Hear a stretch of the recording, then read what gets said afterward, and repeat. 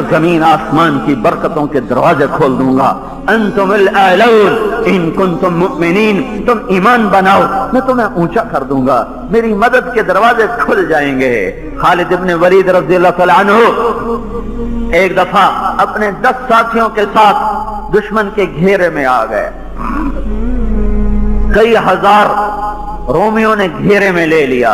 ये 10 आदमी वो 10,000 के करीब थे, ऊपर नीचे अचानक घेरे में आ गए इत्तेफाकन, और निकलने की कोई सबील न थी। तो खालिद इब्न वलीद, राफी इब्न उमैरा अत्ताई, अब्दुर्रहमान इब्न अबी बकर, अमर तमीमी, ज़रार इब्न अल-अज़वर, शुराबील इब्न अल-हसना, ये बड़े बड़े सहाबा 7, 5, 6 और ये घेरे में आ गए। अबू उबैदा सारारे लश्कर हैं, वो सोए। जब अल्लाह मदद कर रहा होता है, जब अल्लाह साथी बना होता है, भाइयों जब नसीब सो जाए तो दरो से एटमी ताकत बनना बेदार नहीं करता। जब नसीब बेदार हो तो फिर उससे फक्र और फाका सुलाता नहीं है।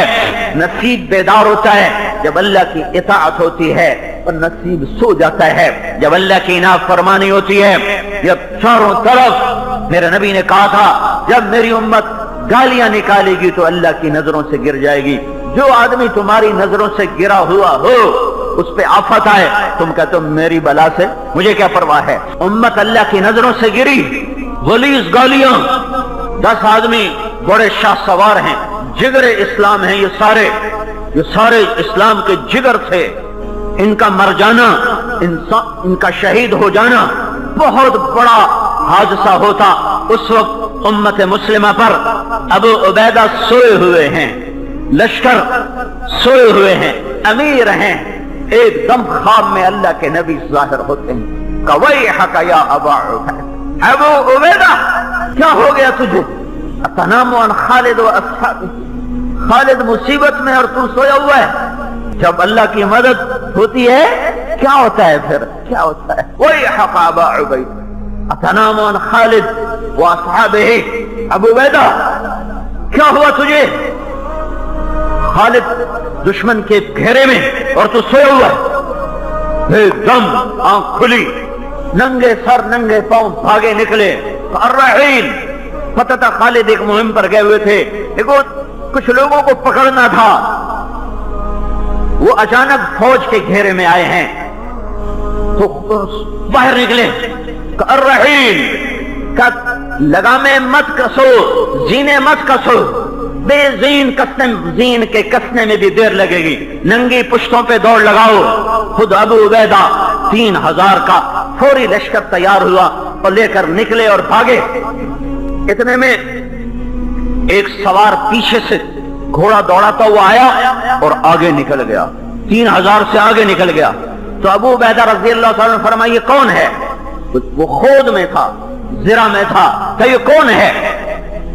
तो लोगों ने उसे पुकारा तो रुका नहीं। तो फिर लोगों ने कहा तुझे अमीर कहते हैं कि रुक जाओ। तो उसने घोड़े की लगाम को रोका।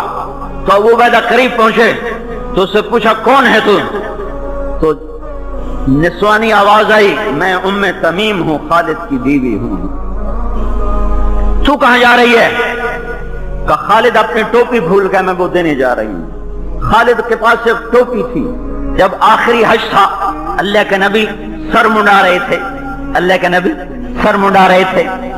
अपने आधे सर के बाल मुंडवाकर अबू तलहा को दिए और बाकी आधे सर के मुंडवाकर सहाबा में तकसीम किए। खालिद बिन वलीद ने अबू तलहा की मिन्नत करके पेशानी के बाल उनसे ले लिए और अपनी टोपी में सी लिए। वो टोपी सर पे रखते थे, ऊपर लोहे का खोद रखते थे, फिर वो लड़ते थे और फरमाया करते थे इन बालों की बरकत है, मेरे आगे जितना बड़ा लश्कर आए अल्लाह उसे तोड़ देता है। यमामा की जंग सहाबा सिद्दीकी दौर की खौफनाक तरीन जंग है। यमामा 12,000 मुसलमानों को बनु हनीफा ने उखाड़ के रख दिया। 1 लाख के करीब उनका लश्कर था। तो खालिद इब्न वलीद रज़ियल्लाहु ताला अन्हु पीछे से घोड़ा दौड़ाकर दोनों सफों के दरमियान आ गए। کہ انا ابن الولید العود انا ابن عامر، میں ہوں ولید کا بیٹا، کوئی ہے میرے مقابلے میں؟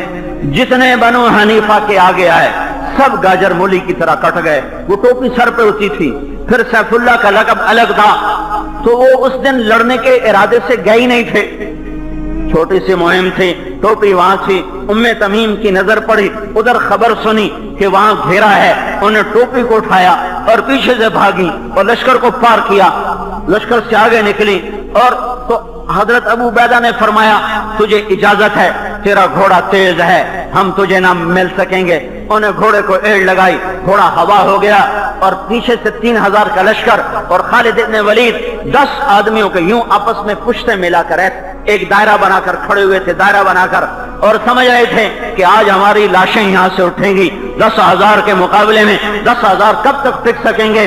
تو بالکل مایوسی تھی اور اندھیرا تھا کہ اچانک ایک طرف سے ایک شاہ سوار نے صفوں کو چیرا اور اس کی تلوار ایسے گھوم رہی تھی جیسے بجلی کونتی ہے، اور اس کے قریب کوئی آنے کی جرأت نہیں کر رہا تھا، تو ایسے ہوا کی طرح اس کے چاروں طرف تلوار گھوم رہی تھی اور وہ صفوں کو چیرتا ہوا راستہ بناتا ہوا آگے آ رہا ہے، آگے آ رہا ہے، آگے آ رہا ہے۔ جب ہلچل سی ہوئی تو رافع بن عمیرہ رضی اللہ تعالیٰ عنہ نے متوجہ ہو کر کہا یہ کون ہے، یہ کون ہے جو آج شجاعت کی نئی داستان لکھ رہا ہے؟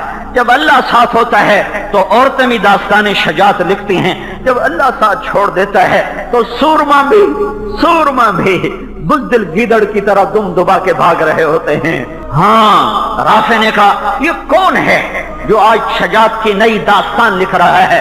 خالد کہتے ہیں میں نہیں پہچان رہا کون ہے۔ جب وہ قریب پہنچتی ہیں تو حضرت خالد نے کہا کون ہے تو؟ ارضیت اللہ و رسولہ، آج تو نے اللہ اس کے رسول کو راضی کر دیا، آج تو نے ہمارے کلیجے ٹھنڈے کر دیے۔ کون ہے؟ تو انہوں نے کہا میں تیری بیگم ہوں ام تمیم۔ یہ ٹوپی پکڑ اپنی، ادھر ٹوپی ہاتھ میں آئی، ادھر ابو عبیدہ کا لشکر بھی پہنچ گیا اور پھر 10,000 کو بھاگنے میں عافیت نظر آئی، پھر ہزاروں رومی اپنی لاشیں چھوڑ کے بھاگے۔